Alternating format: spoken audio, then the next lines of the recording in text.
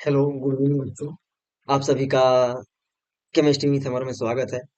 और आज हम लोग स्टार्ट करने वाले हैं हेलो एल्केन्स और हेलो एरीन्स की बनाने की विधि के क्लास नंबर 5 में। और अभी तक हम लोगों ने 4 क्लास को अटेंड कर चुके हैं। और हम लोगों ने 4 क्लास में इसके जस्ट पहले वाले क्लास में हम लोगों ने देखा था बनाने की विधि। उसमें से कुछ विधि बच गया था, सम मेथड्स बच गया है, जिसको आज हम लोग देख लेंगे। और आज की क्लास के बाद हम लोग का मेथड्स ऑफ प्रिपरेशन खत्म हो जाएगा।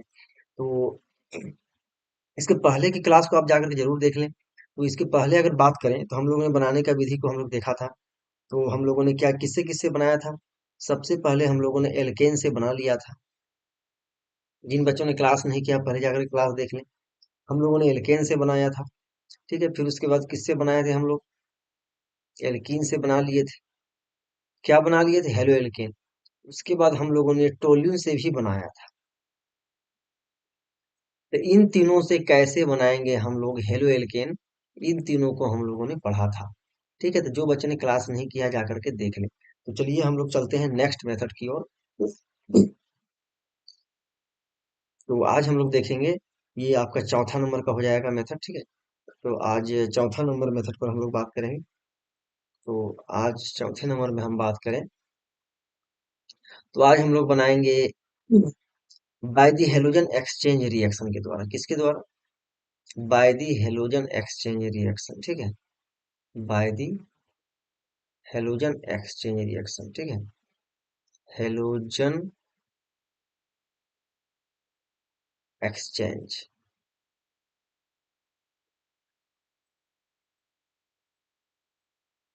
Halogen exchange reaction. ठीक है, हेलोजन एक्सचेंज रिएक्शन।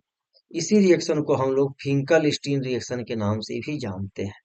किसके नाम से जानते हैं इस रिएक्शन को हम लोग, फिंकल स्टीन रिएक्शन के नाम से भी जानते हैं। Finkelstein reaction. ठीक है, फिंकल स्टीन रिएक्शन। ठीक है, हेलोजन एक्सचेंज रिएक्शन को भी फिंकल स्टीन रिएक्शन के नाम से जाना जाता है। तो हेलोजन एक्सचेंज लिखा हुआ है, एक्सचेंज का मतलब क्या हो गया, यहाँ पर हेलोजन ग्रुप का अदला बदली होगा। ठीक है, तो कैसे बदला होगा देखते हैं हम लोग। तो इसमें क्या किया जाता है, हेलो एल्केन की क्रिया हम लोग कराते हैं किससे, सोडियम आयोडाइड से कराते हैं। किससे कराते हैं, सोडियम आयोडाइड से, सोडियम आयोडाइड से कराएंगे। ठीक है, तो हम जानते हैं कि सोडियम प्लस होता है और आई माइनस होता है, और यहाँ CH3 प्लस होता है और Cl माइनस होता है। ठीक है, तो जैसे हम लोग रिएक्शन कराएंगे तो यहाँ से क्या हो जाएगा, ये NaCl बाहर हो जाएगा, NaCl मिलकर के NaCl बाहर हो गया। और क्या बन गया, CH3 ऑयल, आई इसके पास अट्रैक्ट हो जाएगा। ठीक है, दैट मीन्स क्या बन गया, CH3 आई। दैट मीन्स ये बन गया मेरा आइडोमीथेन। क्या बन गया, आइडोमीथेन। ठीक है, तो ये मेरा आइडोमीथेन हो गया। आप लोग को याद रखना है क्या बन गया ये, आइडोमीथेन। दैट मीन्स यहाँ पर क्या हो गया, हेलोजन ग्रुप का अदला बदली हो गया। ये जो Cl है इसके जगह में सिर्फ जा करके बैठ गया कौन, आयोडीन। ठीक है, इसलिए इसको हेलोजन एक्सचेंज रिएक्शन के नाम से जानते हैं। और यहाँ पर आपका NaCl बाहर हो जाएगा। हम एरो के नीचे भी NaCl लिख सकते हैं, घबराने वाली बात नहीं है। और ये रिएक्शन में आपके एग्जाम में कभी कभी फिल इन द ब्लैंक्स में आता है, लिखा हुआ रहता है, ये रिएक्शन एसीटोन सॉल्यूशन की उपस्थिति में होता है। किसकी उपस्थिति में, यहाँ पर लिखा रहेगा एसीटोन सॉल्यूशन। ठीक है, एसीटोन का सॉल्यूशन यहाँ पर उपस्थित रहेगा, एरो के ऊपर में लिखा रहेगा। ठीक है, एसीटोन विलयन की उपस्थिति में ये होता है। तो मैं उम्मीद करता हूँ कि रिएक्शन समझ में आ गया। सी रिएक्शन में कोई दम नहीं। देखिए बच्चों, जहाँ रटने वाली चीजें रहेंगी मैं कह दूंगा कि रटना है, लेकिन जहाँ समझना है वहां आपको समझना है। अब क्वेश्चन इस तरह से ये एग्जाम में आएगा, पूछेगा आपका, मान लीजिए ये क्वेश्चन दिया, एक नॉर्मल सा क्वेश्चन ये पूछता है इस तरह से। ठीक है, अब यहाँ लिखा रहेगा, ये ऑलरेडी क्वेश्चन में सबमिटेड रहा है। ठीक है, और यहाँ नीचे में लिख देगा आप एसीटोन। एसीटोन हम लोग जानते हैं क्या होता है, कभी कभी एसीटोन लिखा भी रहेगा या इसका स्ट्रक्चर बना कर उसको दे देगा। तो बनेगा क्या, सिंपल सा वही चीज बन जाएगा, Br हटेगा और आई जाकर के जुड़ जाएगा। ठीक है, और NaBr बाहर हो जाएगा। तो एसीटोन का स्ट्रक्चर का बात करें तो क्या हो जाता है, एसीटोन का स्ट्रक्चर CH3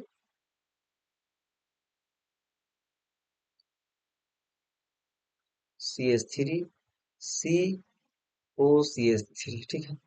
इसी को हम लोग एसीटोन बोलते हैं। क्या बोलते हैं इसको? एसीटोन बोला जाता है। CH3COCH3 को ही एसीटोन बोला जाता है। तो अब हम लोग नेक्स्ट मेथड की ओर चलते हैं। तो हम लोग का नेक्स्ट मेथड क्या है? नेक्स्ट मेथड आपका 5वां नंबर है, ठीक है। नेक्स्ट मेथड है 5वां नंबर। हम लोग 5वां नंबर बनाते हैं फ्रॉम एल्कोहल, ठीक है। किससे बनाएंगे हम लोग? From alcohol. From alcohol, that means इसको अगर बोला जाए तो हम लिख सकते हैं कि एल्कोहल से हम लोगों को बनाना है एल्काइल हैलाइड। तो हम लोग क्या बनाना है? एल्कोहल से बनाना है हेलो एल्केन। एल्कोहल से क्या बनाना है? Halo alkane. देखिए बच्चों, एग्जाम में क्वेश्चन आपका आएगा तो आपको एकदम स्ट्रक्चर पर कमांड अच्छी तरह से आना चाहिए, क्योंकि स्ट्रक्चर नहीं बना पाएंगे तो फिर रिएक्शन बनेगा ही नहीं। मान लीजिए क्वेश्चन आ गया, अब हम लोग को स्ट्रक्चर बनाना ही नहीं मालूम है, तो बहुत दिक्कत हो जाएगा। तो एल्कोहल का मतलब नॉर्मली अगर बात किया जाए तो एल्कोहल का नॉर्मल क्या होता है फॉर्म? साधारण स्ट्रक्चर, बेसिक फॉर्मेट ये होता है। हमको इससे क्या बनाना है? हेलो एल्केन, दैट मीन्स की RF। अब आपको दिमाग लगाना है कि हम इस एल्कोहल का हम किससे रिएक्शन कराएं ताकि यहाँ पर एक्स आ जाए। दैट मीन्स इसका रिएक्शन जिससे भी कराएंगे डेफिनेटली उसके पास ये हेलोजन ग्रुप होगा, तब न जाकर के ये यहाँ पर अटैक करेगा और OH को बाहर कर देगा। तो डेफिनेटली इस टाइप के रिएक्शन में एक्स क्या है? ये मेरा एक्स जो होता है ये नेगेटिव होता है। क्या होता है ये एक्स क्या होगा? नेगेटिव होगा, है कि नहीं? ये एक्स के ऊपर नेगेटिव चार्ज होगा और यही जाकर के यहाँ अटैक करेगा, है कि नहीं? और ये अटैक करेगा यहाँ से और इस OH को बाहर कर देगा, ठीक है। तो कैसे करेंगे हम लोग, देखते हैं रिएक्शन को। जैसे हम लोग नॉर्मल सा एल्कोहल ले लेते हैं, ये एल्कोहल है। दैट मीन्स कि अगर इसका रिएक्शन हम लोग करा दें नॉर्मल HBr से, ठीक है। HBr से करा देंगे तो क्या हो जाएगा? ये प्लस और ये माइनस, ये माइनस और ये प्लस। तो एकदम सिंपल सा रिएक्शन है। तो Br यहाँ पर अटैक करेगा, यहाँ से OH बाहर हो जाएगा। ये OH कैसे बाहर किया? अकेले बाहर हो जाएगा नहीं, ये जैसे Br अटैक किया तो OH बाहर हो गया, और OH जाकर इधर घूम रहा है। इस OH को क्या करेगा? ये H पकड़ लेगा और H और OH मिलकर के वाटर बाहर हो जाएगा। तो फाइनली क्या बन गया मेरा प्रोडक्ट? देखिए प्रोडक्ट क्या बन गया, यहाँ पर R और ये Br जाकर के यहाँ पर लग जाएगा और वाटर मेरा बाहर हो जाएगा, ठीक है। इस तरह से हम कर सकते हैं। अब जैसे कि देखिए एक ही बार में हम रिएक्शन को कवर अप करते हैं। ये मेरा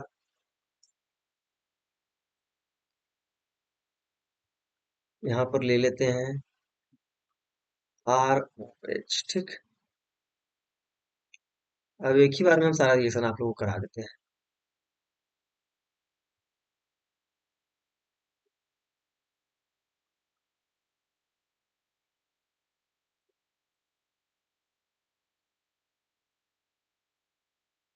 यहाँ पर HI भी ले सकते हैं, HBr ले सकते हैं, HCl भी ले सकते हैं। थोड़ा सा आप लोग को याद रखना है कि HCl के केस में ZnCl2 का रिक्वायरमेंट होता है, और ये जो होता है निर्जलीय होता है, बिना जन वाला ड्राई रहता है। इसको ही हम लोग एनहाइड्रस बोलते हैं। क्या बोलते हैं इसको? एनहाइड्रस, ठीक है। इसको क्या बोला जाता है? BROUS, ठीक है। इसको एनहाइड्रस बोला जाता है, निर्जलीय, ठीक है।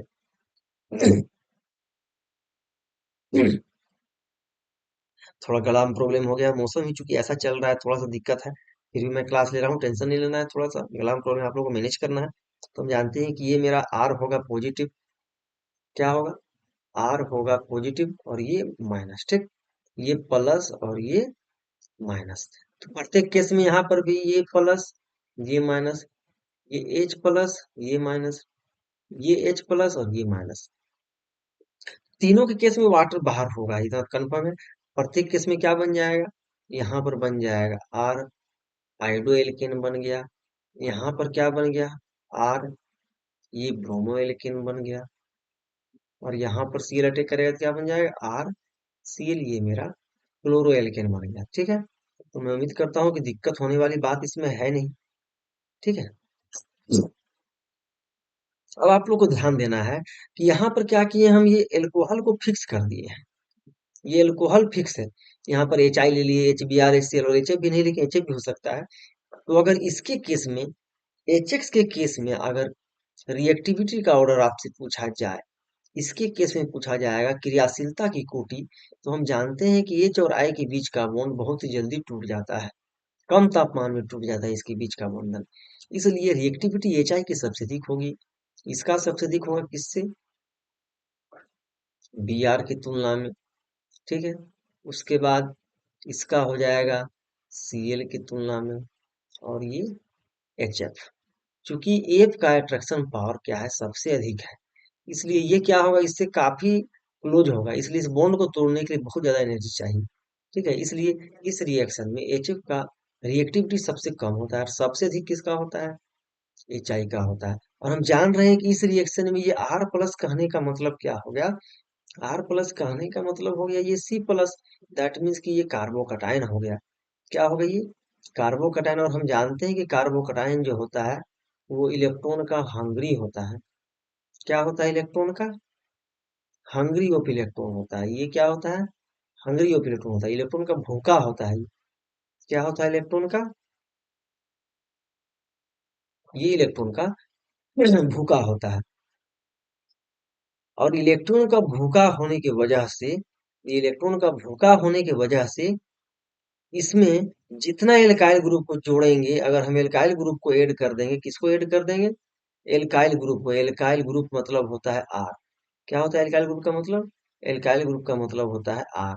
और ये क्या होता है, इलेक्ट्रॉन का दानी होता है। क्या होता है इलेक्ट्रॉन का ये, इलेक्ट्रॉन का ये डोनर होता है, इलेक्ट्रॉन का ये दानी होता है। ठीक है, इलेक्ट्रॉन दान देता है। और हम जानते हैं कि जितना आर जुड़ेगा उतना डिग्री होता है। और अगर हम डिग्री की बात करें, इसकी बात की जाए अगर डिग्री की, तो हम जानते हैं डिग्री की बात करेंगे तो 3 डिग्री कार्बोकटायन की स्टेबिलिटी 2 डिग्री से ज्यादा होती है, और 2 डिग्री की 1 डिग्री से अधिक होती है। इसलिए अगर एल्कोहल को फिक्स, इसको फिक्स करके एल्कोहल को बदला जाए, तो इस रिएक्शन में दो प्रकार से हम क्रियाशीलता को सजा सकते हैं। एच एक्स के क्रम में सबसे अधिक एच आई का होगा, लेकिन एल्कोहल के केस में, एल्कोहल के केस में बात करेंगे तो सबसे अधिक 3 डिग्री एल्कोहल का हो जाएगा। उसके बाद 2 डिग्री, तब जाकर के फिर 1 डिग्री होगा। अगर एग्जाम में रीजन पूछा जाए कि ऐसा क्यों होता है, बिकॉज इस रिएक्शन में 3 डिग्री कार्बोकटायन का फॉर्मेशन होता है, and 3 degree carbocation is more stable as compare to 1 degree. ठीक है, 3 डिग्री कार्बोकटायन क्या होता है, सबसे अधिक स्टेबल होता है 2 डिग्री की तुलना में, और 2 डिग्री होता है 1 डिग्री कंपेरिजन में। ठीक है, इसलिए स्टेबिलिटी को हम उधर पर हम लोग आंसर देंगे, लेकिन ज्यादातर चांसेस है कि ऑर्डर पूछा जाता है, तो एल्कोहल एच एक्स के और क्रम में ये होगा, और एल्कोहल के केस में ये हो जाएगा आंसर। ठीक है, जैसे कि मान लीजिए ये एक एल्कोहल दिया हुआ है, हम 2 एल्कोहल देते हैं आप लोग को, ये क्वेश्चन रहा।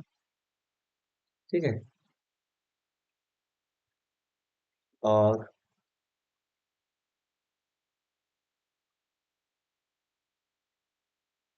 ये है, अगर क्वेश्चन इस तरह से आ गया, बोलेगा कि दोनों में कौन सा ज्यादा रिएक्टिव है, विच इज मोर रिएक्टिव इन दोनों में, तो हम देख रहे हैं कि ये वाला कार्बन कितना डिग्री है, 2 डिग्री है, और ये वाला कार्बन यहाँ पर कितना डिग्री है, 3 डिग्री है। ये 3 डिग्री है, ये कितना डिग्री है, यहाँ पर 3 डिग्री, और ये यहाँ पर कितना डिग्री है, ये यहाँ पर 2 डिग्री है। ठीक है, और 2 डिग्री कार्बोकटायन मोर स्टेबल होता है, इसलिए रिएक्टिविटी इसका ज्यादा होगी इसके तुलना में। ठीक है, तो मैं उम्मीद करता हूँ क्लियर हो गया होगा। एल्कोहल का और एक केस वाला क्वेश्चन आता है, जैसे कि ये हम OH लगा दी।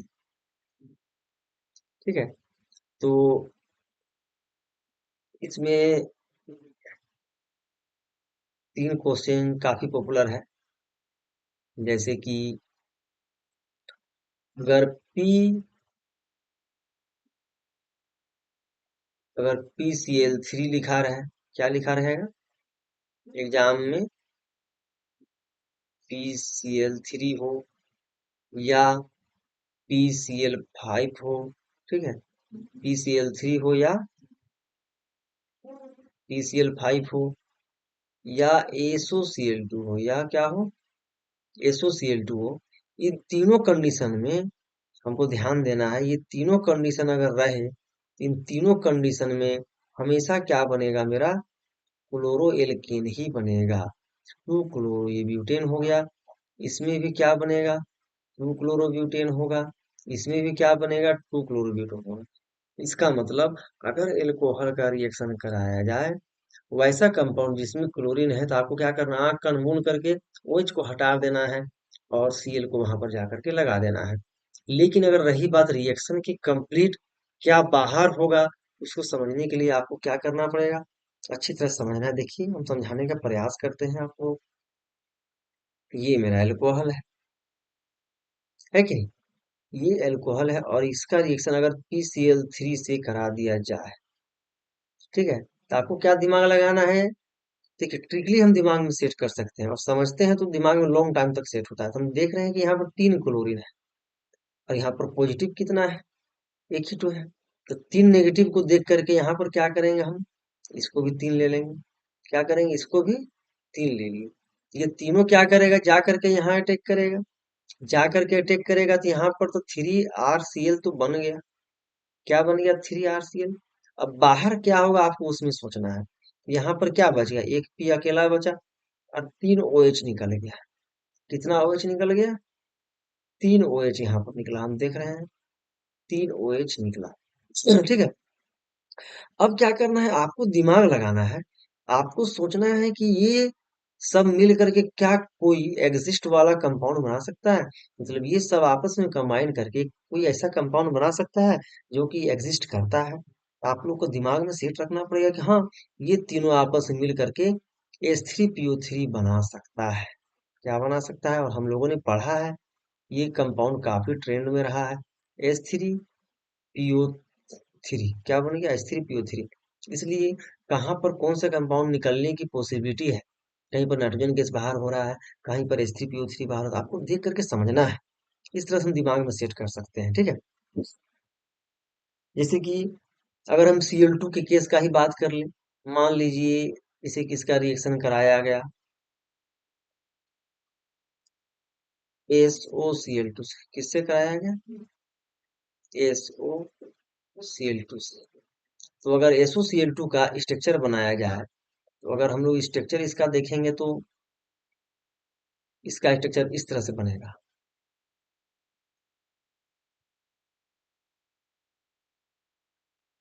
इधर हो जाएगा S, ये O, और इधर भी Cl और इधर भी Cl, ठीक है। तो आपको क्या करना है कि दिमाग में एक रफली सेट करना है कि ये Cl यही ना नेगेटिव है, ये अटैक करेगा यहाँ पे, यहाँ अटैक किया तो यहाँ से क्या निकल गया, OH निकल गया।